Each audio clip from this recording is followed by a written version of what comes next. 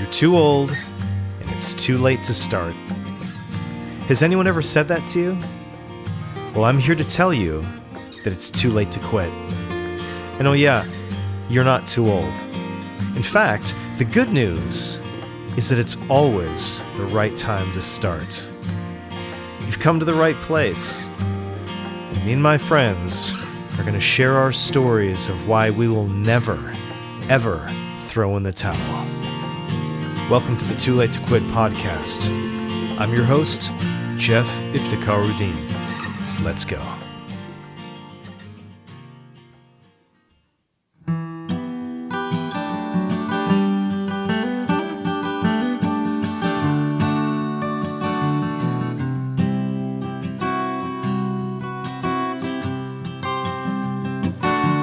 Grandpa died when I was young,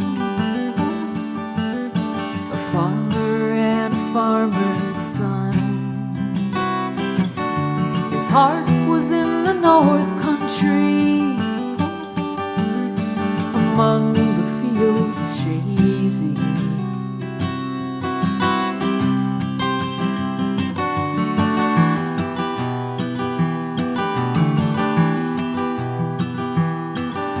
Albina was young Joseph's bride.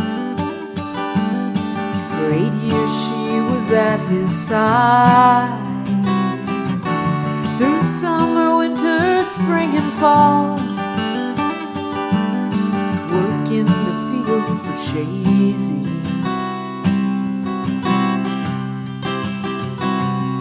The bond was strong enough to bear the hard times and the trials they shared. The 1915 winter came, and his love could not save her. Albina's first child was her last, just 29 years when she passed. Joe buried them in frozen ground, 10 miles north of Shazy.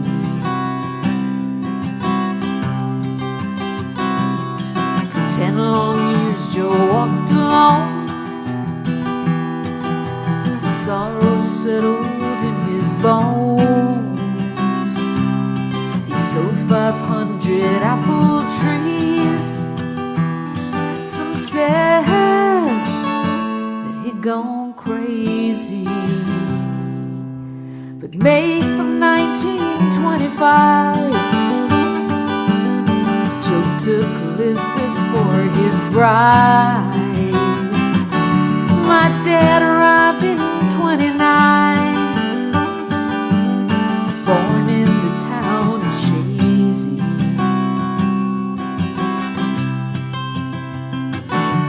Grandpa played accordion with gnarled hands when I was young. The songs of old Acadia, 200 miles from Shazy.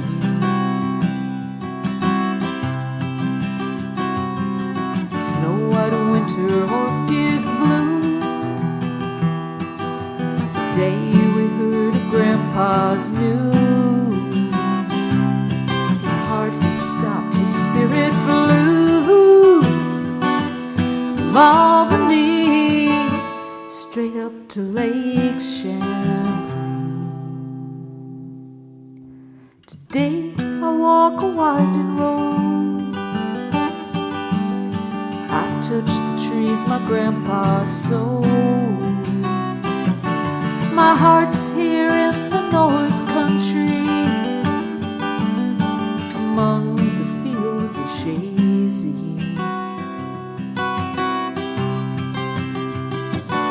The twisted ancient apple trees,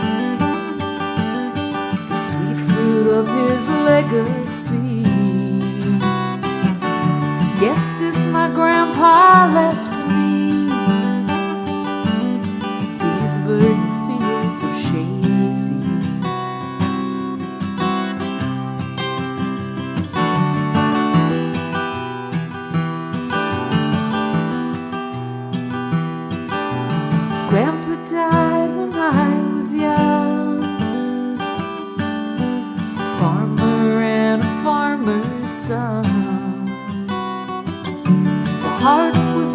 north country,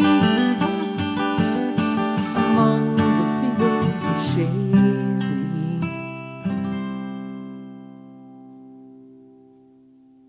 1, 2, 3. Cool. Welcome, everybody, to the Too Late to Quit podcast. I'd like to give a very special welcome to a very special guest, Claudia Gibson. Thank you. Thanks for having me, Jeff. So what you all just listened to was a beautiful acoustic rendition of The Fields of Chazy. I want to tell you a little bit of a story. So I was invited to a song swap, a song share in the round at the face of the famous inventor of cosmonicity, Roger Edmondson, and I was sitting out on the patio, and I saw this woman walk up with a Godin case, and if I remember correctly, you had I think it was like a Flash Gordon t-shirt, or it was a Bazinga t-shirt. Might have been Taco Cat, I'm not sure. Okay. And you kind of just appeared in the backyard. Everybody came in through the front door, and then all of a sudden this woman who was Claudia appeared. And by chance, I got to sit next to you during the song swap. And I remember my jaw actually dropping when you started playing, because it was like, I felt like I was, it's like watching someone create magic all of a sudden in front of me. I watched I think you were playing a Martin that day. Mm-hmm. And I watched you, I think the first song you played was Fields of Chazy, and it was like a spell was cast on the room. And so I'd love it if you could, I've always been fascinated by the story. Could you share the story with our listeners about the Fields of Chazy? Sure. Shazy Landing is really just a very little town. I think it's even a hamlet. It's way up in northern New York State, near the Canadian border, on the banks of Lake Champlain, and it's where my father was born and where my grandfather was born. And my grandfather was a farmer, and I did not know him very well because he was in his 80s when he passed away, and I was little. I was like a tiny preschooler, and we were living overseas in Hong Kong, so I only really met him a few times when we were home, before we moved there and when we were on home leave, and then he passed away. And so I never really got to know him very well. I would just hear stories about him and see pictures of him and some old home movies we had. And so anyway, when I was going up to northern New York to visit his grave and my grandmother's grave for the first time, probably about 10 years ago, I was very surprised when I went up there to see the family grave. And my maiden name is Thibodeau, and that's my father's name, my grandparents' name, and they've been around there for hundreds of years up in northern New York and Canada. But I was very surprised when I went to see this gravestone in Champlain that it had my grandfather's name, my grandmother's name, Elizabeth, and then this other woman's name, Albina, and I never had seen her name or heard her mentioned. And then something in my head kind of clicked, and I remember hearing my father say, "Oh, Grandpa had a first wife. She died in childbirth." And I said, "Oh," it was just a long-lost memory of something I'd heard as a kid and never really thought about too much. And so then I looked up a little bit of the history, and I sort of pieced together what had happened when they knew each other. They had obviously been childhood sweethearts from all the things I could piece together. And then she died when she was in her, I guess, about 28. And he didn't marry for quite a few years, for 10 years.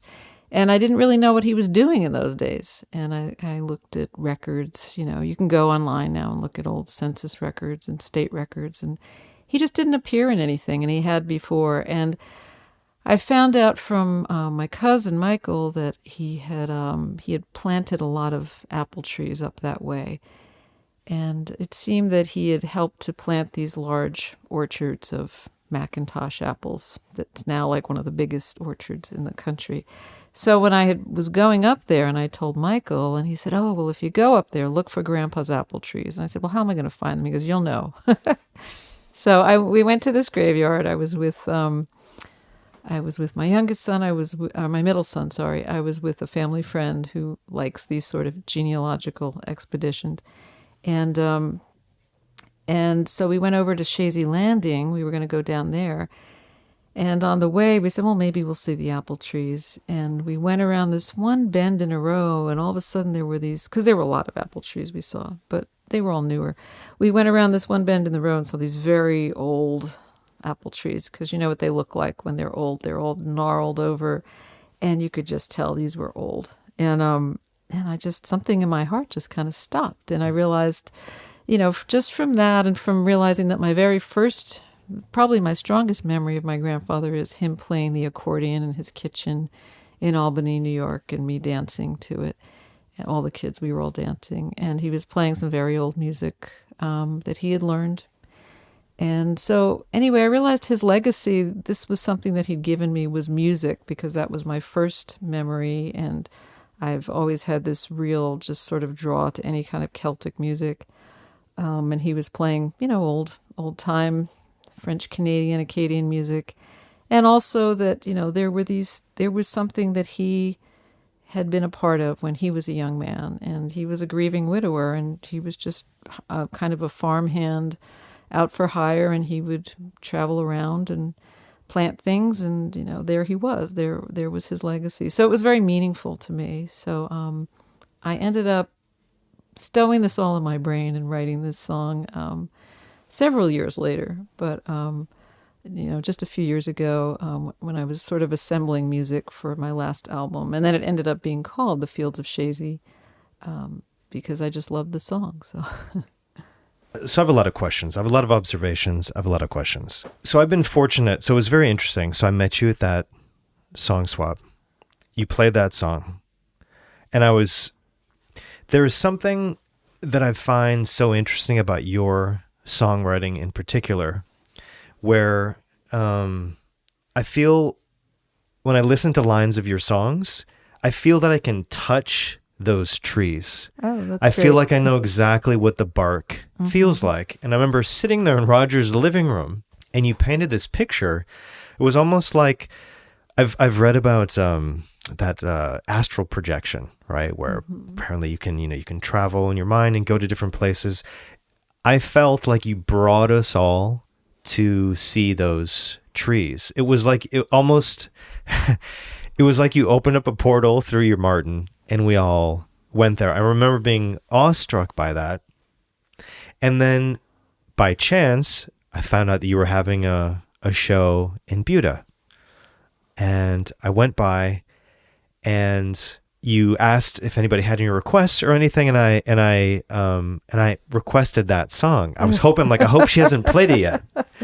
And because if I hear a song that scratches an itch in my brain, I'll literally wear out a CD. I have multiple CDs when CDs were a bigger thing. And so to hear it live, and then to hear the story again in this environment, and then the triumvirate of this story is that I was invited by Roger to go to the Swerfa festival, and I randomly walked into a hotel room. It's for me, I just learned about this. It's this amazing festival, and towards the end in the evening, we got off on a floor in a hotel, and I felt like I was in the Bowery.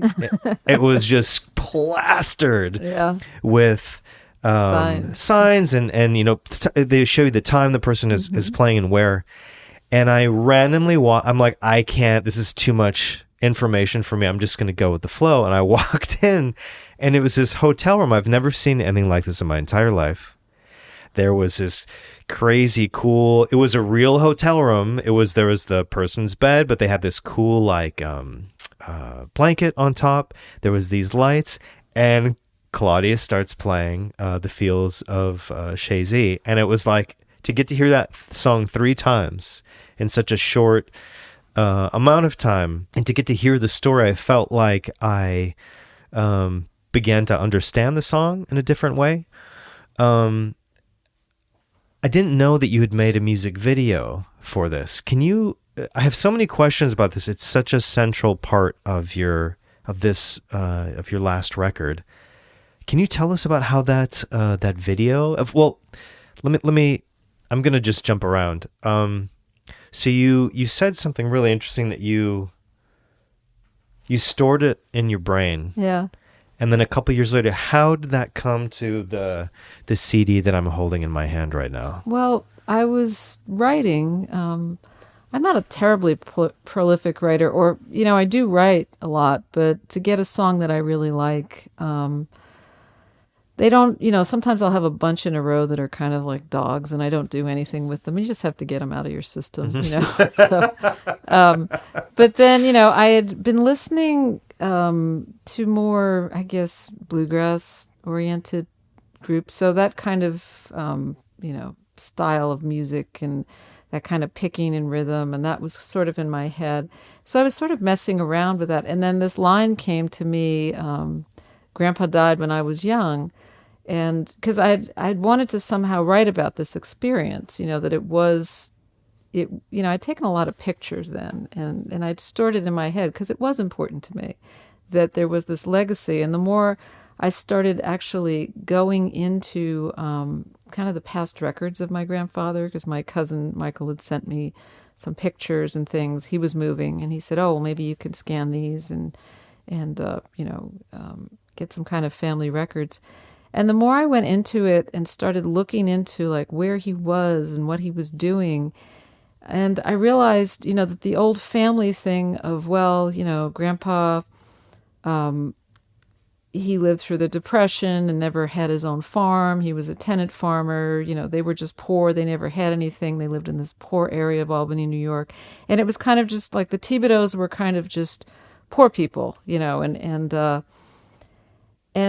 when I went to the family history and kind of went way back and found out about the first guy who was Thibodeau, and he sailed over in the 1600s. He, decided to be brave and go over with all the other sort of settlers from New France, and they were populating present-day Canada and making villages. And then he had sons. He married a woman who came over in a boatload of women, and married her, and because they did, there were no French women there.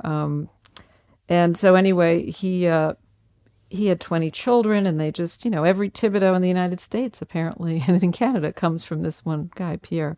So anyway, looking through this lineage, and, I was on Ancestry at the time, and there was all these fascinating stories. They're just amazing. They've given me a lot of fodder. But looking through my grandfather's records and realizing, like, what I had been told, that, Grandpa, he had a problem with alcohol. He never owned his own farm. There was a reason for all this. Going back and seeing that headstone, it was like, who were these people? And then going back and seeing, oh, well, okay, her brother, she was a Bouchard. Now, there's Bouchards in my family, too, but her brother and my grandfather were apparently best friends because he was also the best man at my grandfather's wedding years later to my grandmother. They stayed lifelong friends. And so it was more that he was more than that. And so looking through and seeing, well, what was his life? What did he do? And realizing there was a lot of economic things that happened, like a lot of economic fallout from his first wife dying. They didn't have children. He didn't have, 8 or 10 kids so that he could then have a farm and have the kids and, the wife and the kids to help them, keep the farm going, because children were basically an economic necessity in a way. Mm-hmm. They helped run the farm. The wife was a big part of it too. He didn't have any of that. Suddenly he's a man in his early 30s or around 30, and he's cast into being just this single man again, sort of rudderless. And, so he had his 10 years of just sort of traveling around, and we don't really know. So I imagined what he was doing in those years, and there was, some little things along the way to back it up. But it was when I sat down to write, and I'm thinking of all this stuff that came into my head, the experience I had up in Chazy and Champlain, And then also finding out all this extra information, and then having my cousin send me those pictures that I sort of incorporated into when I made the album, into the photos. I felt like there was a story there that wanted to be told. So when I started sitting down and playing that little riff, and that line just popped into my head, Grandpa died when I was young, a farmer and a farmer's son, because his father was a very successful farmer. And so it just sort of wrote itself in a way. I kind of plotted out what I wanted to tell in the story and how I wanted to tell it. And then I purposely didn't make a chorus. It just had a refrain.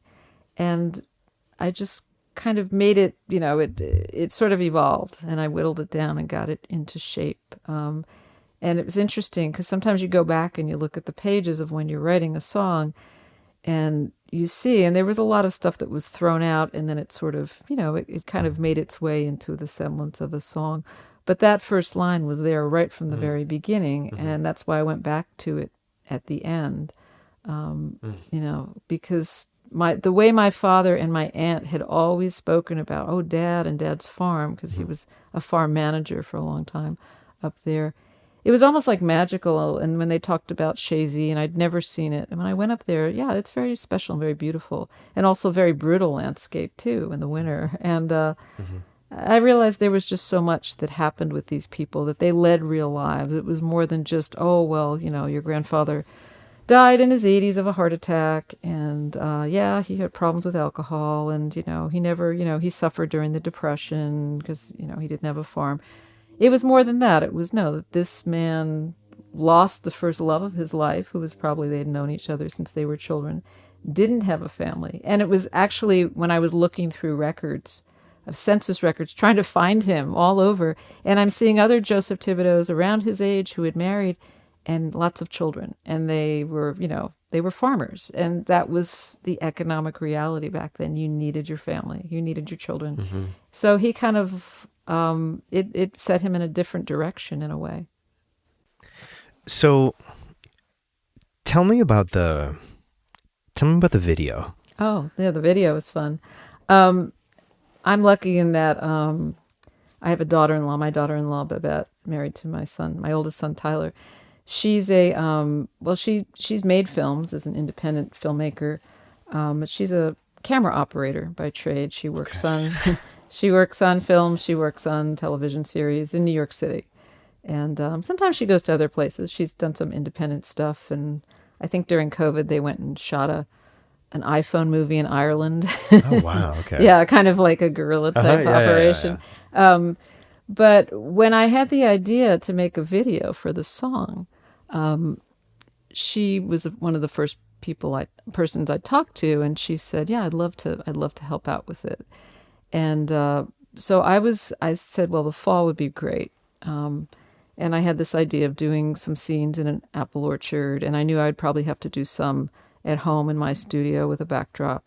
And so friends of ours also had property that sort of, their barn, looked very rural in Putnam County where I used to live.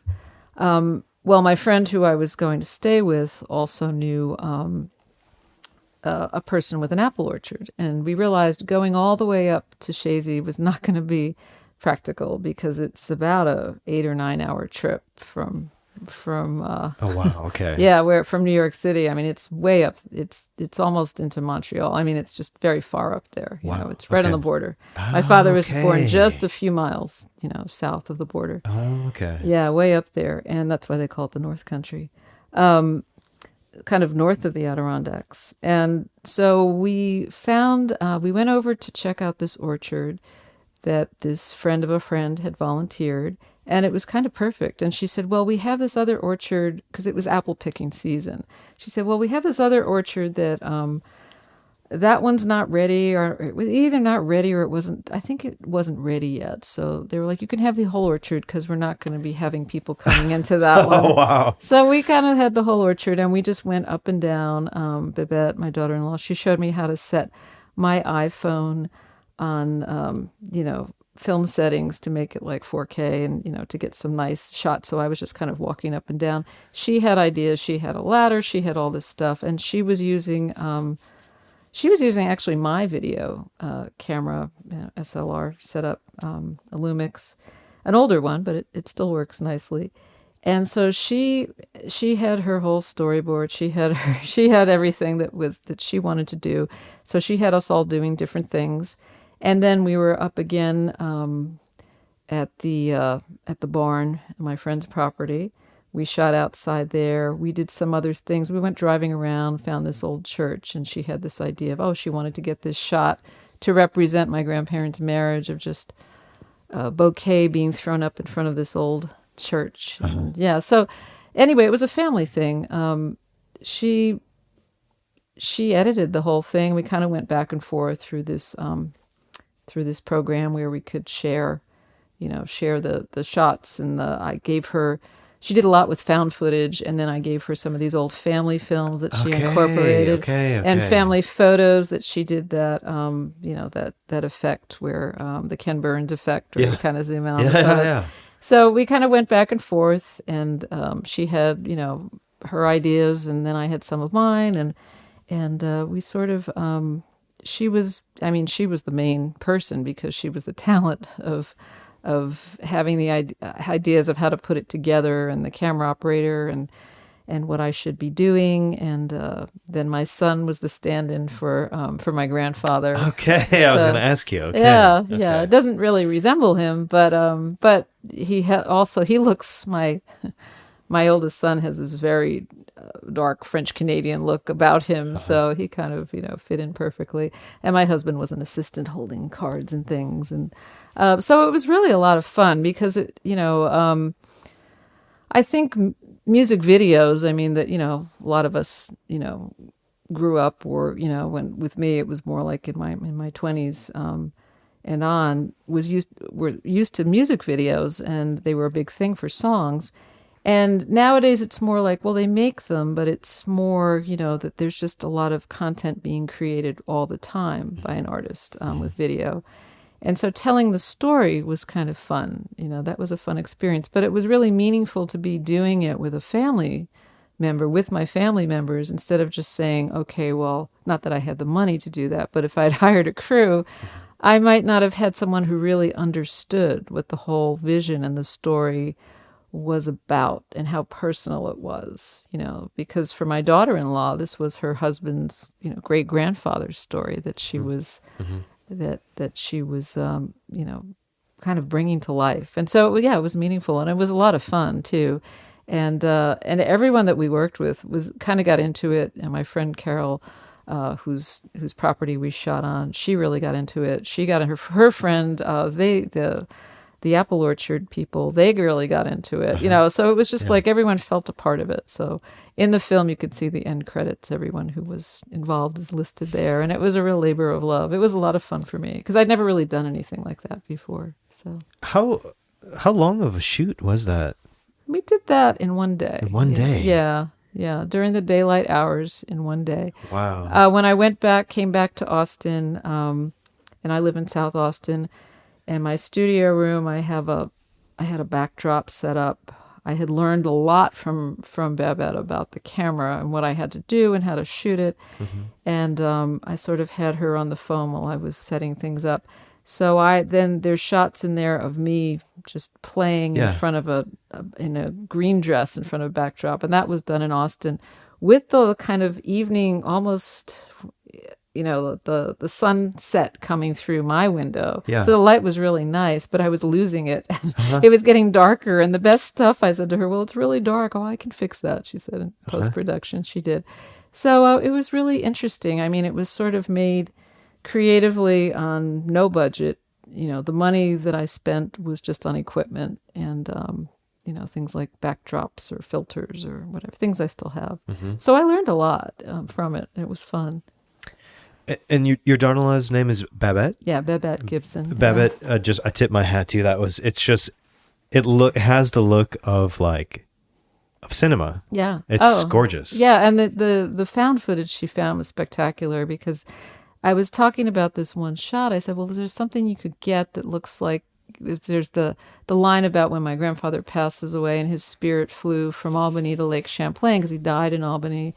And then, going back to his spiritual home, which was Champlain, which was, couple hundred miles to the north. And she found that great shot of just kind of like, it was, she had gone through and looked at a lot of drone footage. Yeah. And then some of the older stuff that she found was really fascinating. At first there was a lot of it. And then I said, well, we don't have to tell the story as much because she's comes from the world of film where it's very visual and you're telling the story. And I said, well, in song, it can be a little more abstract and we can broaden it out and there can be more of me playing and there can be just more symbolic stuff. So we kind of, I think she got more of an idea of what a music type video is because she'd never really done that before. And I really understood more about like camera work and filmmaking and, how long does the shot have to be and what kind of technical thing. And there's so much found footage on the web, which is kind of fascinating too. There was one that she put in there of that she used of when the line about my grandfather marrying my grandmother, and they were both older. I think my grandfather was in his 40s and my grandmother was either late 30s or early 40s. But she found this, this picture, period appropriate picture of these people dancing and kind of a celebration. I'm like, oh, this is so great. And then I actually cried when I first saw it when she incorporated the little footage of my grandmother and grandfather when they were older in their backyard in Albany and just walking out. I was like, it just sort of like, I had to catch my breath when I saw it. I was sitting there crying, watching it on this IO program.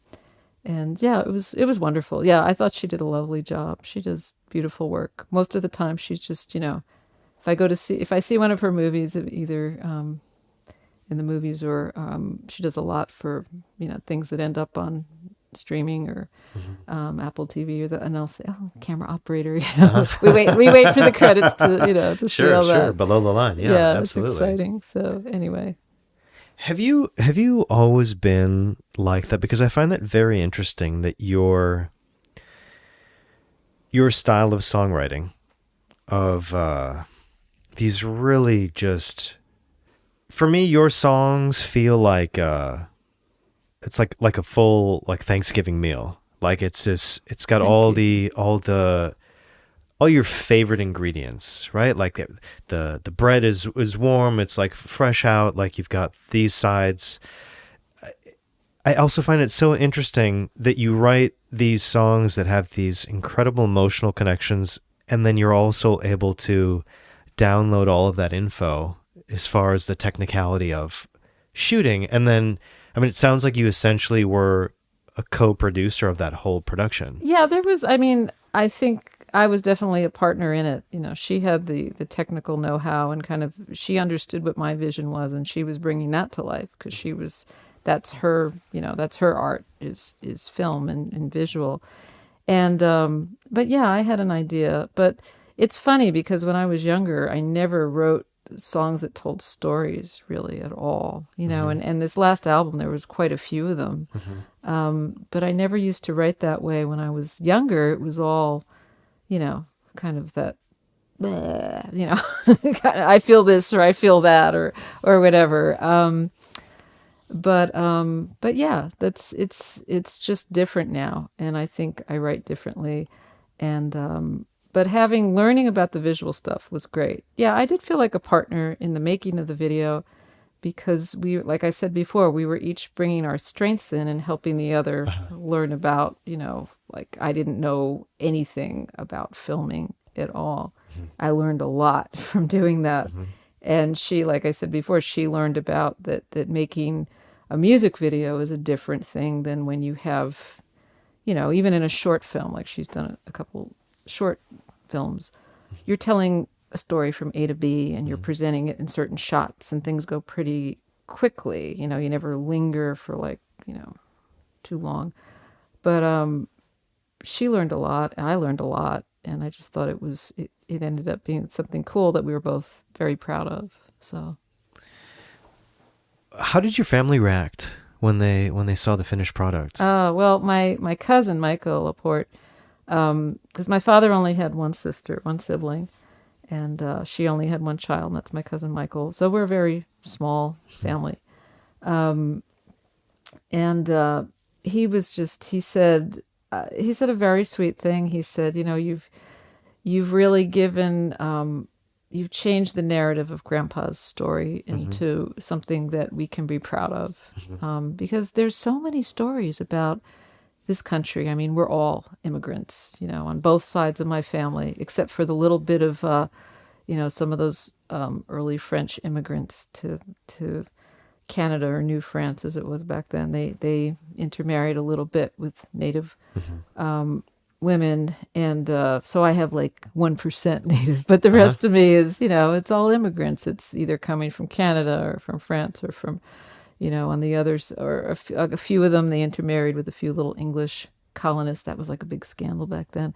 Or my mom, who was, from two Russian Jews, and then my parents getting married, that was a whole big, thing back then, and they were both children of immigrants. So this is a country of immigrants. And I have a song that I wrote a few years ago, Dreamers, and that's about the newer, the young people who were coming over from Mexico and South America and at a young age, in the whole DACA program, and how basically they're facing being sent back to somewhere that they never knew, when this is their home, this is their country. So there's just so much going on nowadays about immigration that I think we forget that we were a nation of immigrants. My French Canadian Thibodeau ancestors, who were kicked out of Canada and had to come down to New York in the colonies, and who were rejected. A lot of those people were basically treated like, if they were starving in the streets, they would just have garbage heaped on them. They were treated just the lowest of the low.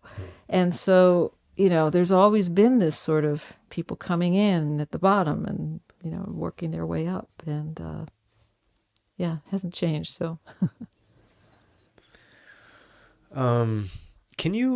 Claudia, can you walk us through, you kind of briefly touched on the first music you started writing. You mentioned, before I go to that, something I was thinking of, there's the line in Fields of Shazy where you say, he gone crazy, right?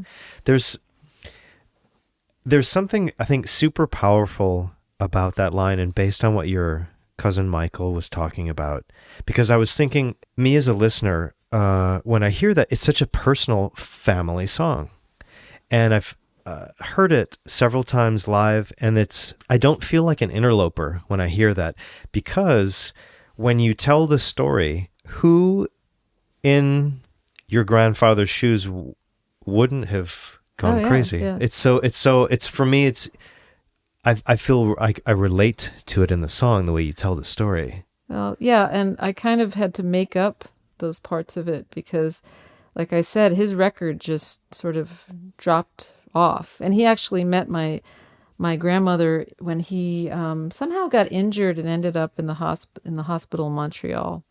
She was originally from Gaspé. She was a little fishing village. She was the only person from her family who ever left that village that wasn't born and died there. And she went off to Montreal to become a nurse when it seemed like, okay, she wasn't going to be married, because if you weren't married off and you're female, you had to find something to do. So she went off and trained as a nurse, which was kind of a, big thing back then. And apparently she met my grandfather when he was a patient.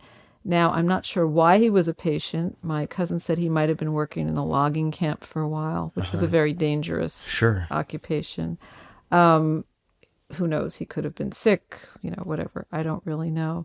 But those 10 years before he met her, when he was just sort of, there was no record of him at all. And so always before that, there had been a record of him and his siblings and his father in every New York census and every national census. They had always been there. And then he disappears for 10 years.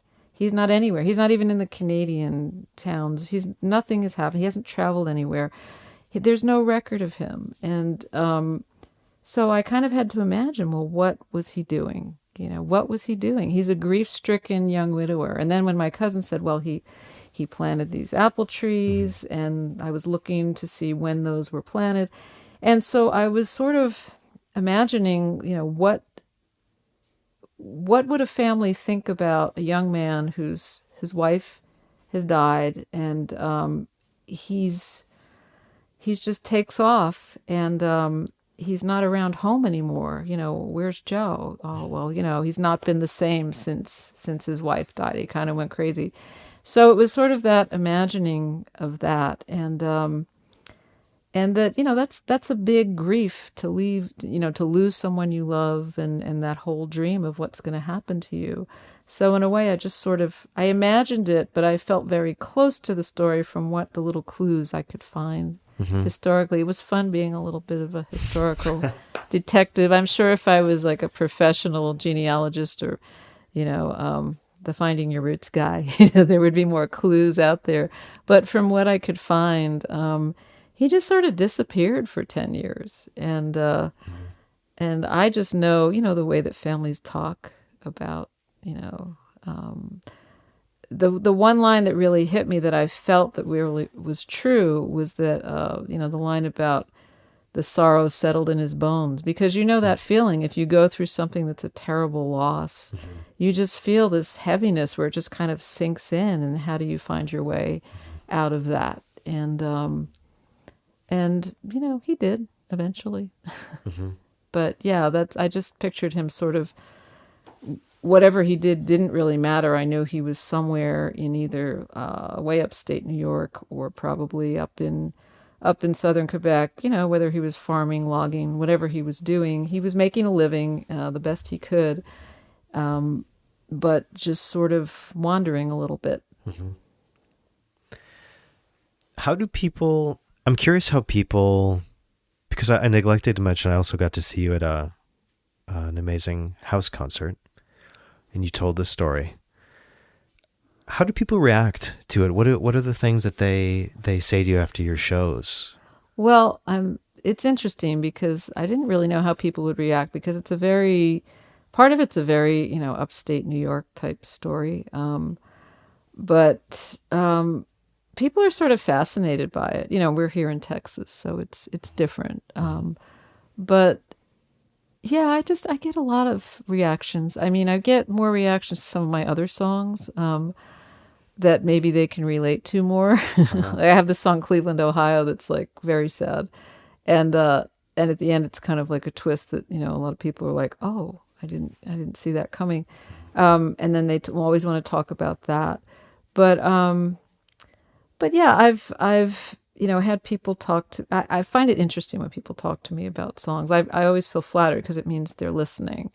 And I mean, when I was at that gig here in Buda, I think it was at the Cigar Box. It was outdoors, and I didn't recognize you at first. And you said, "Oh, I have a request," and I thought you were going to say like Hotel California. I was just stealing myself. What's it going to be? Jimmy Buffett? Is it going to be Eagles? Is it going to be, because I think the last time I was there, some really drunk guy came up within 6 inches of my face and said, "When are you going to play something I know?"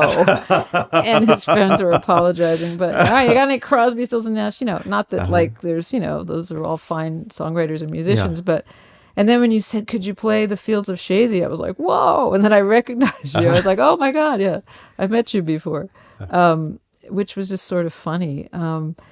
But yeah, I love when people talk to me about the songs. Like, I don't remember in particular what anyone has said about that song. They have talked to me about it, I just don't remember it. But when someone listens enough to really get a song and ask about it, that's always wonderful. I mean, I played several years ago in Kerrville New Folk, which is very nerve-wracking because it's a competition.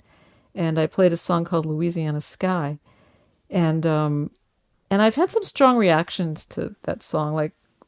But afterwards, when I had played it, because it's about, it touches on slavery and how basically the voices of slaves are very silent. And I went to this, I was went to this old plantation, and there was just these still existing slave cabins there. And it sort of had a profound effect on me, and thinking about the lives of these people, but there was no words and there's nothing written, from their own voices. And it's just these muted voices. And this huge rainstorm happened when I was there. But when I was at Kerrville, right after I had played, which is an incredibly nerve-wracking experience because you're up there and all these other people are really good. And then everyone's sitting there looking at you and you're being judged. Like there's actual judges sitting there writing, and then there's other people comparing you to the previous one or against their expectations or whatever. It's a weird situation to be in.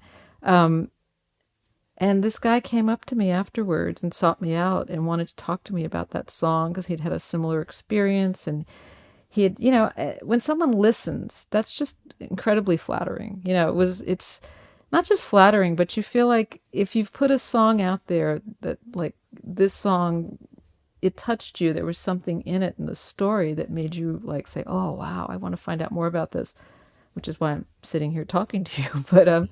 But that's, I feel like I've done my job. If anyone has any kind of reaction, apart from, getting up and walking out, which I've had like during Dreamers or, I had that in New Mexico once, but yeah, it's just, I feel like I've done my job, that I've written a song that has touched someone enough to have them want to either tell me something in a way that it touched them, or want to share something of their experience, or want to find out something more. So yeah, then I feel like, okay, well, that's a good song then.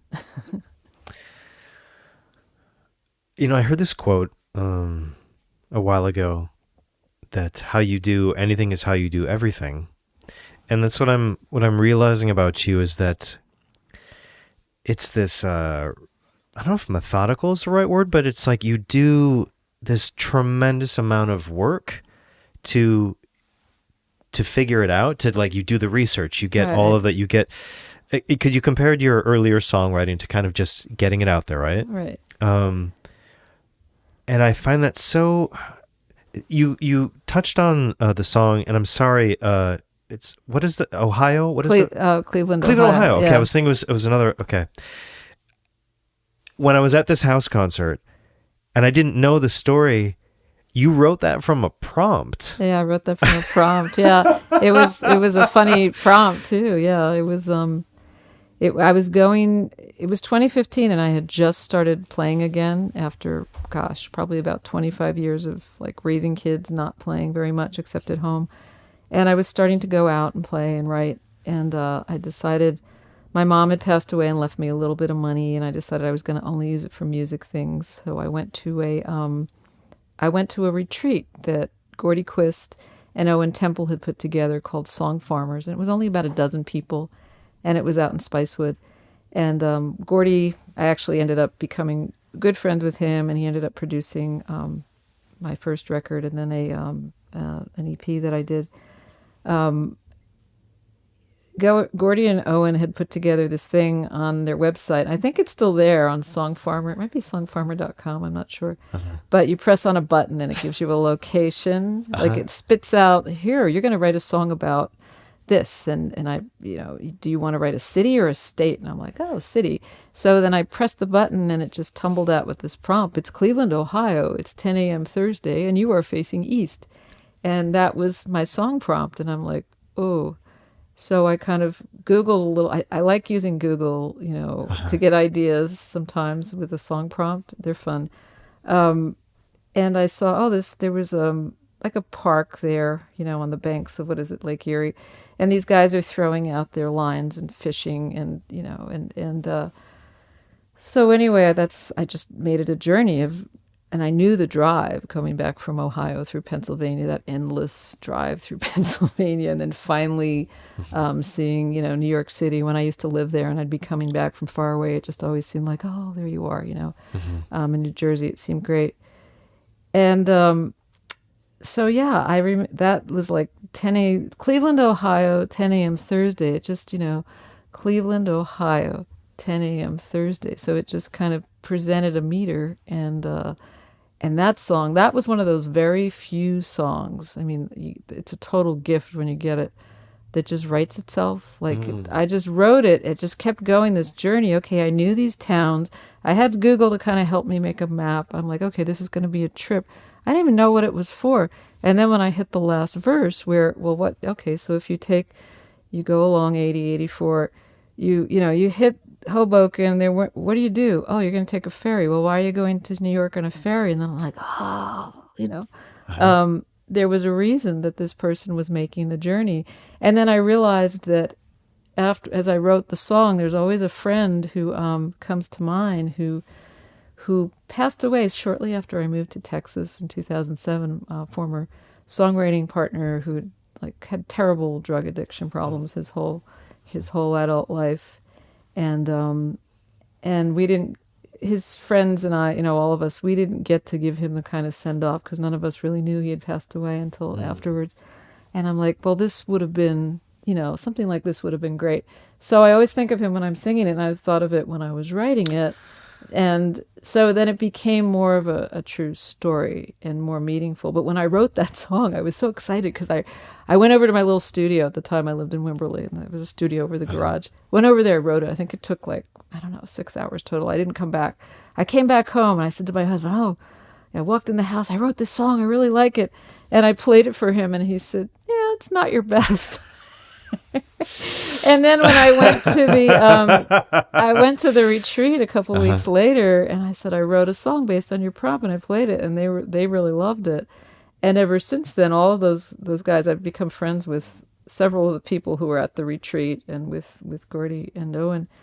And the one guy who was at the retreat, he always asks for that song whenever he's around, and I'm playing. Oh, can you do that Cleveland, Ohio song? But I realized talked to several other songwriters whose spouses have said a song they really love. They're like, initially, and then it ends up being a very successful song for them, which is kind of funny. I had one friend who actually it ended up being cut by a major artist, and and his wife was like, I just don't think anyone's going to relate to that song. But yeah, it's interesting how songs start. I'm in a songwriting group again now.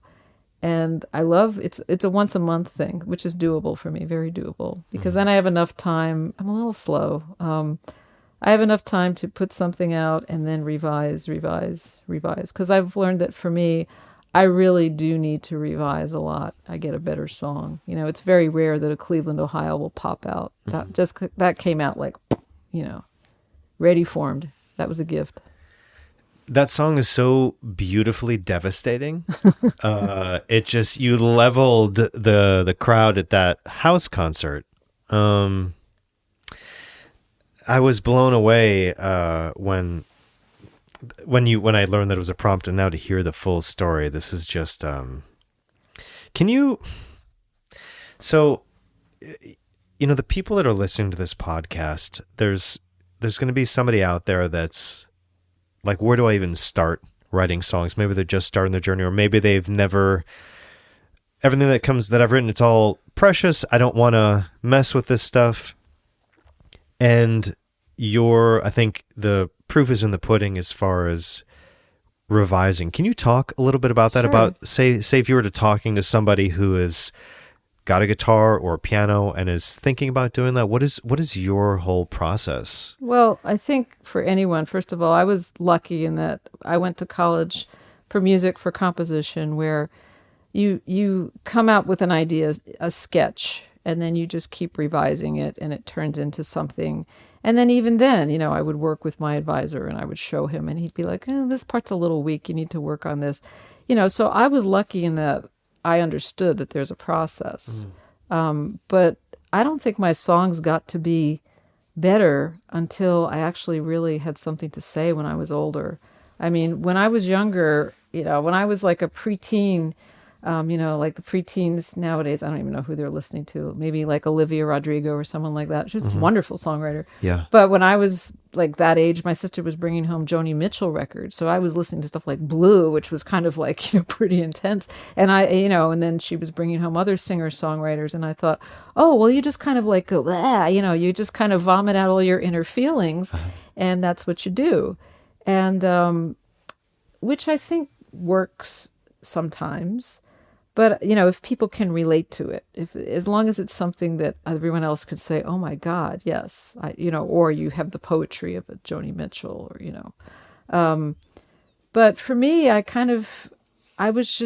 went from sort of writing songs when I was trying to have a rock band, like back in my 20s, that didn't feel so authentic to me because they weren't.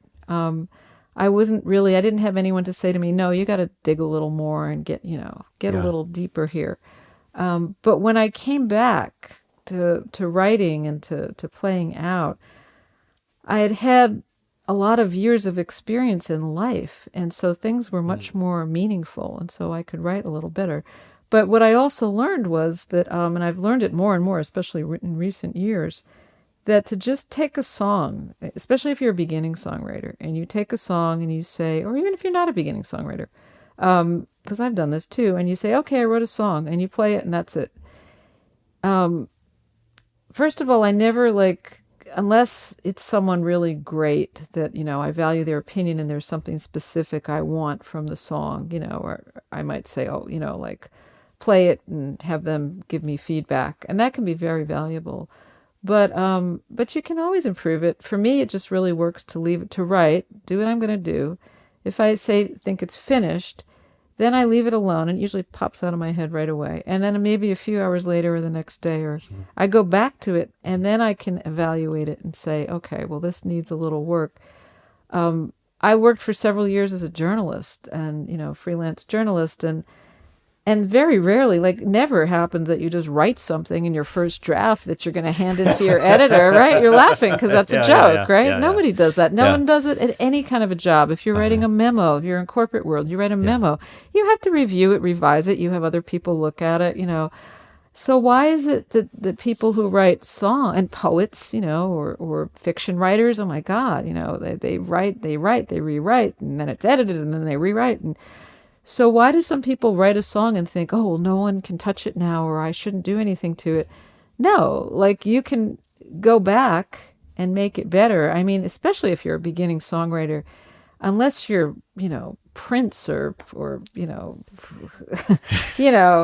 Joni Mitchell or some brilliant person who's turning out these amazing things at a young age or when they're starting out. Everyone's going to need to rewrite. So you go back, you look at it. If you're not really sure, then maybe that's the time that you get someone whose opinion you respect and say, hey, I wrote this, and maybe identify something about it. Because, you've written songs, right? Sometimes you have a line that you think you just don't like it. You got a bad feeling about it. Mm-hmm. But you decide to finish the song anyway. And then you're hoping when you play it that no one will notice. I heard that Bruce Springsteen, his song Thunder Road, which is just about my favorite Bruce Springsteen song in the whole world. I learned it recently, really learned it to play it out. And I'm like, this song is it's just so fantastic. And yet he has this line in it that and I heard an interview with him. He goes, I got this one line in the song. I still hate it to this day. I got this guitar and I learned how to make it talk. And he's like, the cheesiest, worst song in the whole line in the whole song. And I was kind of like, yeah, it kind of is in a way.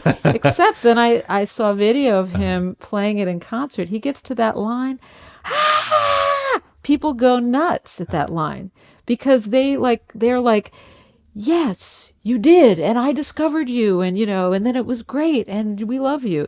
And it's kind of like this mutual thing. So, but anyway, getting off the point, but yeah, revising is really important for any kind of writing, songwriting, journalism, memo writing, blogging, it's just, you're never going to put up the first thing. So don't be afraid of that. And some people are like, they'll just go up there and they'll play at an open mic and this is my song, and that's it. And they're banging away on their guitar. And it's like, well, I hate, I hate being asked by anyone, what do you think of this song? Because I feel like I'm very, it just makes me really nervous. And why does it make you nervous? Well, it's just, first of all, if someone gives me a CD that they've done and said, what do you think? I'm like, this is a discussion you've been having for the past several months, or a year, however long it's taken to write it, record it. You've gone through all these songs. You've gone through it with your producer, or your co-writers. You're like, don't like ask me what I think of it. Like that doesn't even matter at this point. Let me enjoy it in whatever way. But sometimes I had this young guy who I'd encountered. He was really good at a couple open mics. This was several years ago, and he said, "Oh, I'd like you to tell me what you think of my songs." I'm like, I just don't really feel comfortable with that. I think he had already recorded them. And he was like, no, tell me. And I'm like, well, do you want me to be nice or do you want me to give you like my reactions? Yeah. And I think if someone is asking, I feel like I'm a student, and who am I qualified, to say anything about someone's song? But if someone's asking specifically, like, what do you think of this bridge? Does it work? Do you think, then yeah, like zero in on what is bothering you about the song that you want to find out. Don't play it for people to say, oh, I just only want them to say it's wonderful, because that's what a lot of people do, right? Yeah. I'm going to play this song for you. Tell me what you think. But what they really want is, tell me that it's great. Sure. So if you really think it's a great song, you don't need to be asking anyone like what they think of it, because then you've got a good song.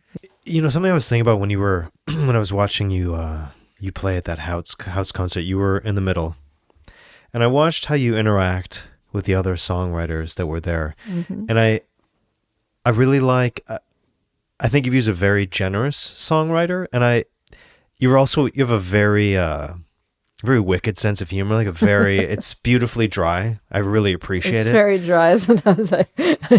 Not everyone gets it. So you made this, I think I have a very loud laugh. I think I startled several people that were around me because you made this comment. It started out very serious. You said, I have this condition called RBF. Oh, you thought I was serious about that. I was like, wait, what is RBF? What is it? Oh, you never heard that? Yes, I have. I never heard it as those three letters. Could you just quickly? Oh yeah. The resting bitch face. Can I say that on your podcast? Of course you can. You can say whatever. Because you could beep it out if you wanted to. But yeah, it's true. It's just the face I was born with. It's kind of like the lifetime of "Are you okay? Is everything all right?" Like you're feeling really great about yourself. You go out, and like, "Hey, how's it going?" Is everything okay? Are you all right? And then there's other times that I just feel terrible. And I remember, especially when I was in the corporate world, and I just had to put on a lot of makeup. Oh, you look so great today, But yeah, the RBF thing. Yeah, the resting bitch face. It's true. So the reason I think the reason why I laugh so hard is that my whole life, people have come up to me and said, "What's wrong?" It's my face. It's my face. That's the only thing I can say at this point. What's wrong? Just my face. I don't know. And my dad is from India, and it's just very common just to have your brows Serious kind of furrowed, and it's a genetic thing. Yeah. I have Russian Jews and French Canadian, like they've all suffered, and French Canadian Catholics who've like frozen through, and had garbage thrown on them. Yeah, and, people coming over, wandering through continents. Yeah. We're not the happiest of faces, right? So I laugh because I relate, and it was you brought this realness to it, and it shook the room. It was great. But I think that's what I really appreciated, is that again, going back to how you do anything is how you do everything. I see that same level of honesty in your songwriting, and I was thinking about this, and I have a theory, and my theory is that, because I remember when I saw you walking, when you appeared in Roger's backyard, and I saw the expression on your face, and I recognized it. And so my question to you is, are you constantly thinking and processing different things and analyzing and kind of rearranging things? Are you deep in thought? Is that what that expression is? My head just whirs around a lot. I'm pretty ADD, and it's why I can't smoke weed, because it just makes my head go. Since I was young, I'm like, people, I smoke weed to relax me. And I'm like, it makes me go like, like there go the thoughts. And my head is usually worrying about, like not worrying. My husband's a worrier, so he'll be like, "Oh, he's worried." I'm like, "I don't worry. I just like think about things." Yeah, I mean, when I was a kid, my mom would send me to clean up my room, And I'd open up a drawer, the one with the junk in it, and I'd be sitting there just like looking at stuff. And I find a lot. I think that's why I like history. I love pouring through, the stuff I found on Ancestry, that kind of thing. When I did a lot of research for that song, Laura's song that I did. I don't know if you've ever heard that song about the female outlaw.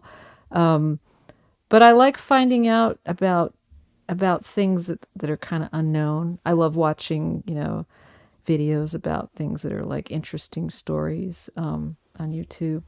And I think that's just, my nature lends itself to songwriting, that I love finding out about a story. I love finding out when there's a real story there and what it's about. And it's just, if someone has song that's telling a story in that way, whether it's a true story or not, I'm just sort of drawn into that. So I really want people to hear this record because, learning about Laura, and then I think if you're somebody out there and you're listening to this podcast and you're curious about where should I start, I've always wanted to write a song. I think if you listen to this record, this is from me. It's like a beautiful example from top to bottom of how you create, and this is such a personal. I just love it because I love seeing the photographs. I just think it's I'm just a huge fan of your. Thank you. Your I really songwriting. appreciate. Yeah, no, it's really nice to hear that, because when you, especially, the way the music business is today, you have to have a lot of energy and interest in, constantly filming yourself. And, it's something. I don't come from a generation where and this isn't a put down, it's just the facts. Like when I was in my teens and 20s, it wasn't having an experience and then like, oh, let's film it, Yeah. And that's kind of foreign to me. So a lot of times, I'll be doing something and realize, oh, I should have taken a video, or I should have put this up on social media. You have to have, I think, younger artists who are successful, and even older artists, but any artist who's successful nowadays independently has to have their fingers in a lot of pie and be doing a lot of things. And it's a big effort. And one of the things when you get older, it's just you kind of like, I still would love to be, successful, but I'm older and I'm not really like, oh, I'm going to be a big, successful artist. So when I was younger, I was doing the things back then that you were supposed to do, like to try to get signed, because that was the model. There were no independent artists. Yeah. But nowadays, I think it's just, I think it's harder to be heard if your first impetus isn't like, oh, let me, be on TikTok. Let me, be putting out these reels of myself. Let me be doing this and this and that. If just by nature you're someone, like me, who's more like, okay, well, let me go practice guitar. And right now I'm learning mandolin. So it's like I practice that every day. Let me write. Let me do these things. Let me go see these people and sit in with these people who inspire me, or go to this show that I find inspiring. Those are all the things I do, but it's kind of it's a little bit harder to get music heard. So it's really, it's not only like I feel nice that you've listened to my album, but that you really took the time to listen and really listen to the songs. And it is harder to get that out nowadays. There's folk radio, which, when you put out an album, you have to, which I learned the hard way, because my first album I was very proud of. It did nothing because I didn't really have a publicist. And then a radio person picked it up, and it got some, it got a little bit of traction, and it got a little bit of chart play in a couple different charts. But I realized you have to have a promoter. You have to have, you're not going to get reviewed unless you have a respected publicist sending your stuff out to publications, and whether they're actual publications, what is a publication nowadays, which is, mostly online, or if, they're a blog or this or that.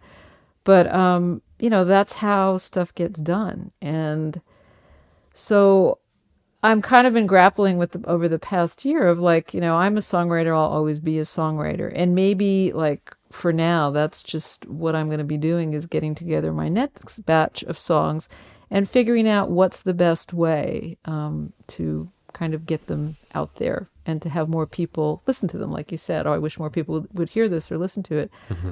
It's just not, unless you're someone who's really out there pushing it, or you can pay someone to do that for you. Mm-hmm. It's hard, it's harder. Everyone and their cousin and brother and sister and, has stuff they're putting out there. So, yeah. This is fascinating hearing you speak about this. Can you talk to us about the Woody Guthrie Songwriting Contest? Oh, yeah, that was nice because that was like the first thing that I ever got any recognition. I started playing out again in like 2015, 2016. I recorded an album in 2016 and released it late, and then kind of re-released it in early 2017. So it got a little bit of, that was for the radio promoter. He was like, no, you got to re-release it, So I did that. And so 2017, I'd gotten, a few nice little things from that. I think I even got to play at South by just by sending in a track off that. And Kevin Connor said, yeah, I'll come down and play on the stage, because it was like they were having local people and he had to send them a track. So that was nice. Uh-huh. And I got a few little, recognitions. But I remember entering the Woody Guthrie Songwriting Contest, which unfortunately I don't think exists anymore. I think they kind of stopped it. But it been something that had been going for a long time, and it was part of the Woody Fest out in Okemah, which happens every year. In Okemah, they have like several days of, I don't know if it's a week long or 2 weekends, but they have a music festival. A lot of great artists in folk and Americana come out and play, and they had this songwriting contest, and you had to submit a song that was, the criteria was it was in the Woody kind of the Woody way of it was either what they called Americana, like referring to, like the songs he did about This Land Is Your Land and Grand Coulee Dam and all of that. A children's song. There was some other thing. And then songs of social conscience, which I'd never written. So I said, okay, that might be a good challenge. I'll just write this. What am I going to write about? At the time, I was working at a local high school here in Austin, Crockett, as the librarian. And I had, and DACA was going on then. And we had just had a student, I think it was maybe the year before, graduate and declare, it got on all the news that she said, all of her accomplishments she listed. And then she said, and I'm undocumented. Well, she was in DACA. I mean, she was a dreamer. So I said, well, this is something I know about. It caused a lot of controversy for this poor young woman who now is like, she went on, these kids all became very successful because they were go-getters. Yeah. But anyway, so it's like, write what you know. That's always a good thing, right? Or what you found out about. But so again, I did a little research. I remember reading this one article where the writer really went into the lives of some of these kids in the DACA program, where they said, all of them said, I feel like I live two lives.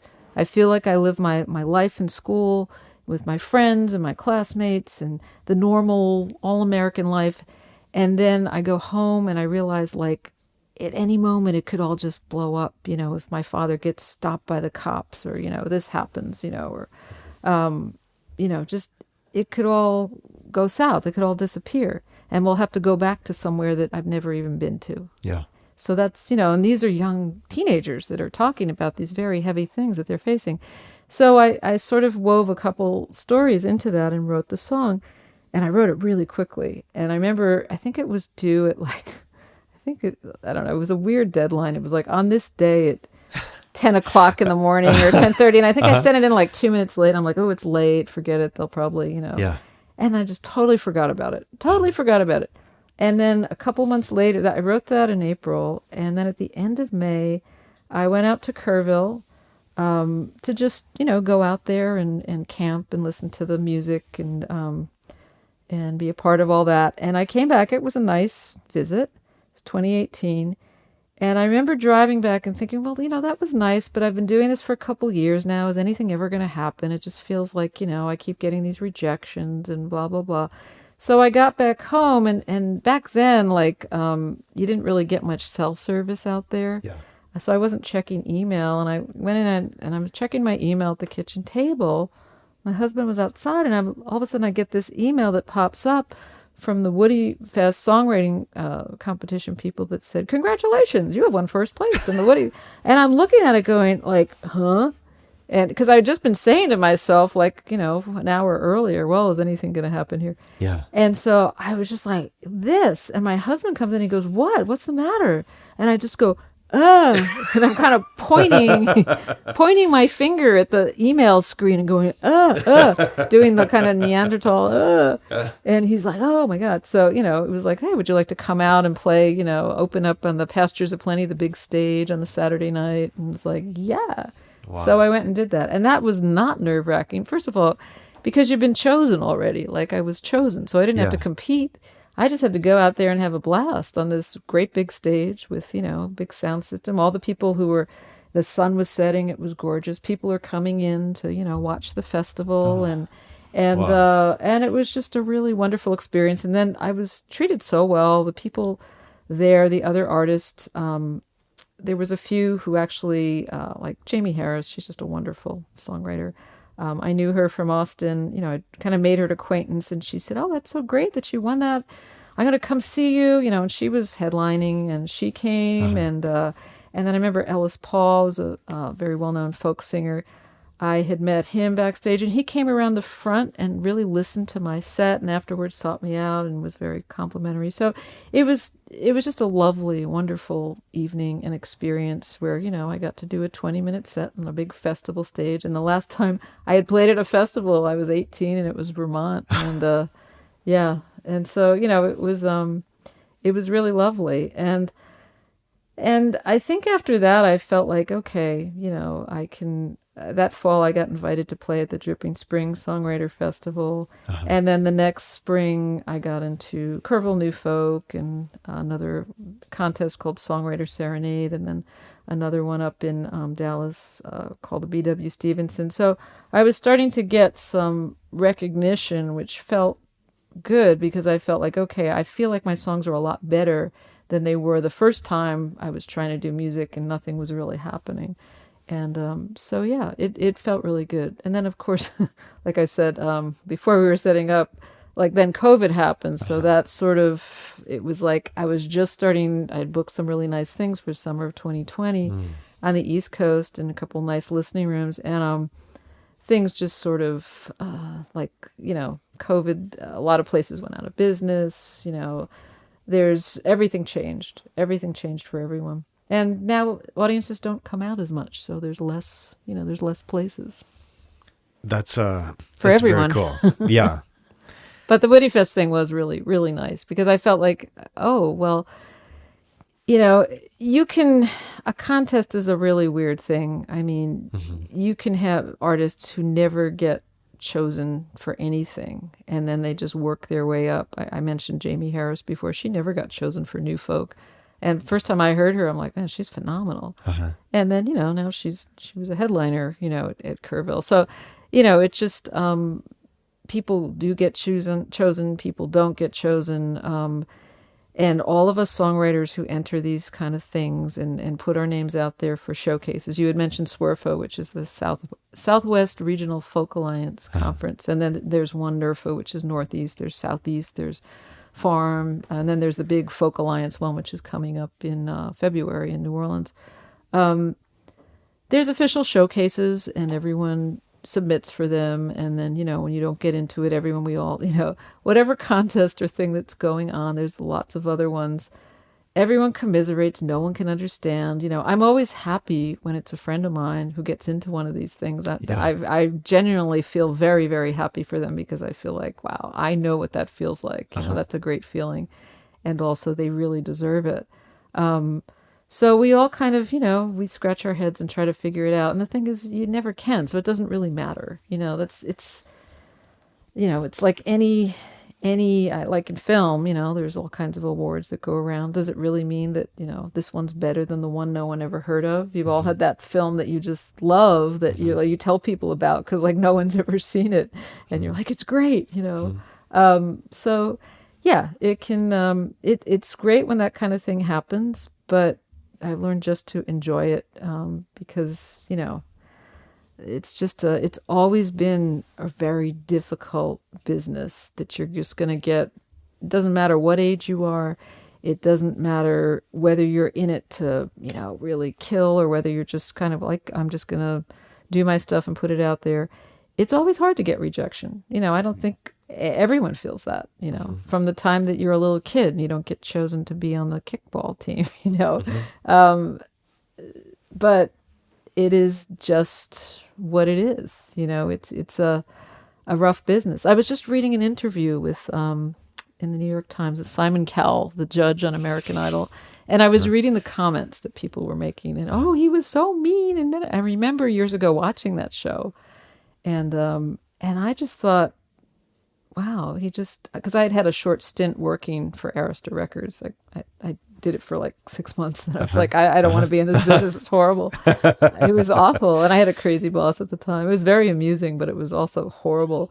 And but to me, he just sounded like, like what most record executives sounded like, kind of like he just sort of said, no, you're not going to make it. You're deluding yourself if you're not going to make it.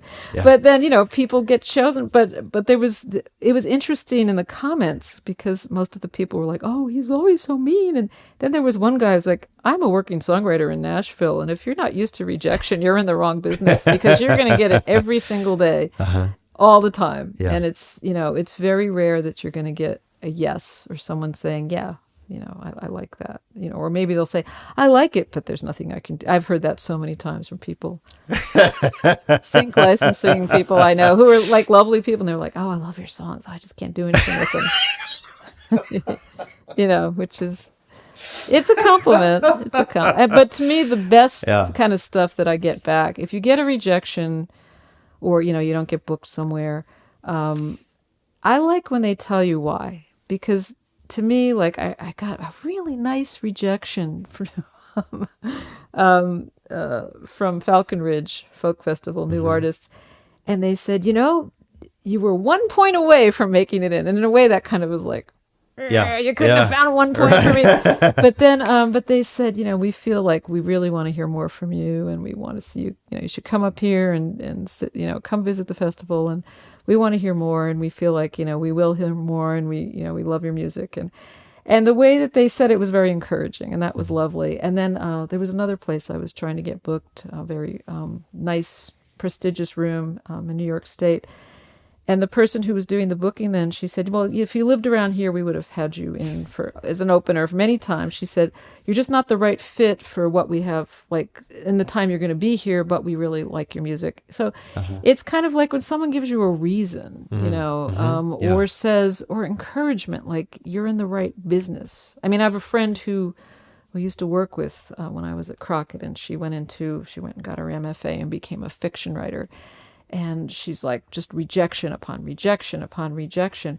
But she said, I really like this kind of rejection. She'd put it like up on Facebook, like, it was like, we loved your, please keep submitting to us, because we love to read your stuff. It's just, when you go and hear the people that maybe beat you out, there's usually, unless like things are just wacky, and then you go, those are the ones that torture you. But when you go and you hear like some great songwriters, and you go, so that's the bar up here, It's like, I can be good with this bunch of people, but man, like, yes, like, and then you really realize, how far up it is. I mean, I'm in a songwriting group right now with some people who are phenomenal, and I feel pushed to not settle for something. So, I think I've always liked that. I've always liked being around people who are better than me.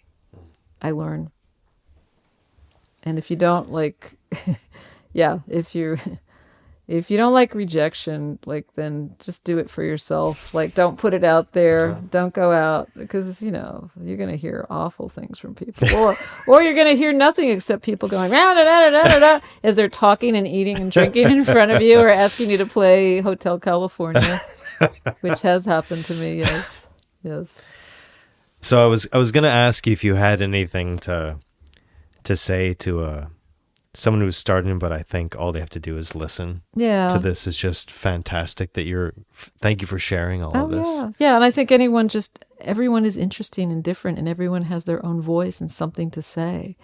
and listen to your favorite artists and how did they say what they had to say. And everyone, you have family, everyone has an interesting story. You just have to be sometimes brave enough to go in and tell it, because sometimes it can be painful or difficult or whatever. Yeah. Well, Claudia, thank you so much for Thank you, Jeff. coming onto the podcast. This has been awesome to thanks for having converse me. with you. I feel honored. It's been a lovely discussion. So, if you'd be so kind to take us out with a song, that would be amazing. I'll do that. And remember that it's always the right time to start, and it's too late to quit. You got this. Okay. In your own time. All right.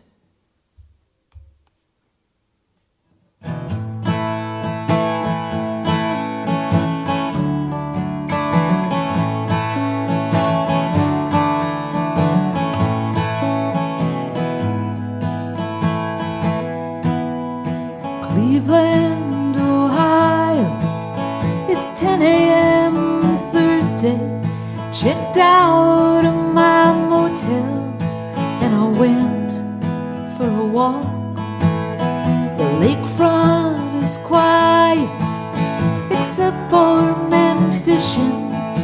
They stand by the dockside, cast their lines out and talk.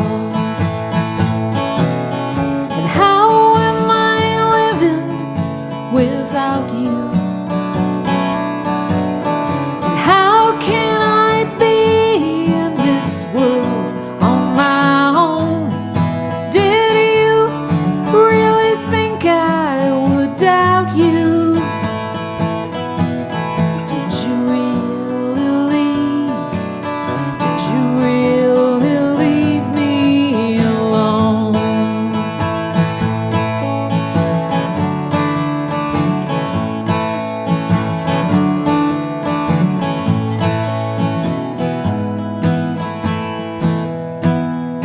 Youngstown, Ohio, the state line by lunchtime. Grabbed some coffee at the Quick Mart and found the talk radio. The callers are angry, they say they're forgotten. Though my reasons are different, it's a feeling I know. How can I make it without you? How can I live in this world on my own? Did you really think I would doubt you? Did you really leave?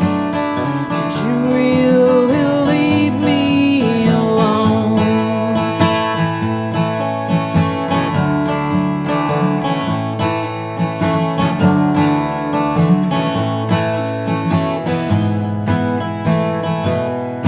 Route 80 PA seems to stretch on for days. I count off the small towns and miles. Water Gap into Jersey and the suburban haze. But the New York City skyline, that's a sight for sore eyes. Hoboken, New Jersey, it's 6 p.m. Thursday. I parked the car by the ferry and I boarded that boat. Halfway across the Hudson, pulled a box from my backpack. I shook out your ashes, watched you blow off and float. And how am I living without you? And why am I here in this world on my own? No choice but to go on without you. But how could you leave?